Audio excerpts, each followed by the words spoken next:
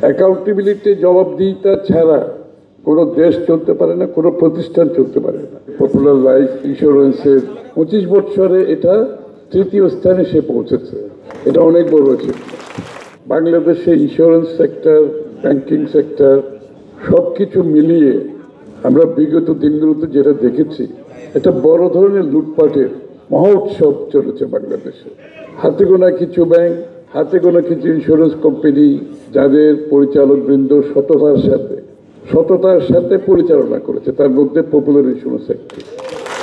আমি আপনাদেরকে ওয়াদা করছি, আগামী দিনে যদি বাংলাদেশ জাতীয়তাবাদী দলকে জনগণ দেশের দায়িত্বভার দেয়, আমরা এটা চলতে দেব না। এবং এইখানে এই সমস্ত জায়গায় বড় ধরনের সংস্কার হবে। রেগুলেটরি বডিগুলোকে শক্তিশালী করতে হবে, নিরপেক্ষ করতে হবে, দলীয় কর্মকাণ্ডের দলীয়করণ থেকে বাইরে রাখতে হবে, প্রফেশনালি চালাতে হবে। এটার সাথে যদি বাংলাদেশের অর্থনীতি জড়িত, জনগণের স্বার্থ জড়িত, এই জায়গাটায় যদি সত্যিকার অর্থে সুশৃঙ্খলতা না থাকে, তাহলে বাংলাদেশের অর্থনীতি সত্যিকার অর্থে এগিয়ে দিয়ে যাওয়ার কোনো সম্ভাবনা নেই। তাই আমাদের যে চিন্তা, আগামীর বাংলাদেশের অর্থনীতিকে যদি এগিয়ে নিয়ে যেতে হয়, একদিকে ডিরেগুলেট করতে হবে। বাংলাদেশ আবার একটু ওভার রেগুলেটেড কান্ট্রি, এত রেগুলেশন করতে করতে কেউ কোনো কাজ করতে পারে না।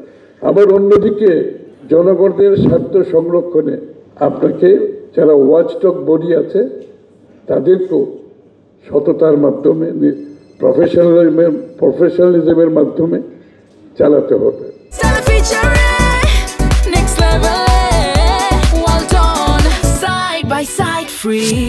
এখানে বড় ধরনের সংস্কারের প্রয়োজন দেখা দেবে।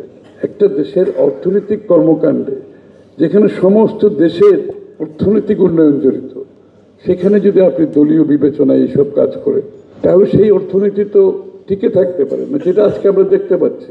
এই জন্য জবাবদিহিতা ফিরিয়ে আনতে হবে। অ্যাকাউন্টেবিলিটি, জবাবদিহিতা ছাড়া কোনো দেশ চলতে পারে না, কোনো প্রতিষ্ঠান চলতে পারে না। কোম্পানিকে সামনের দিকে এগিয়ে নিয়ে যাওয়ার জন্য আপনাদেরকে অবশ্যই এই যে সমস্ত জায়গায় মনোযোগী হতে হবে সবাইকে।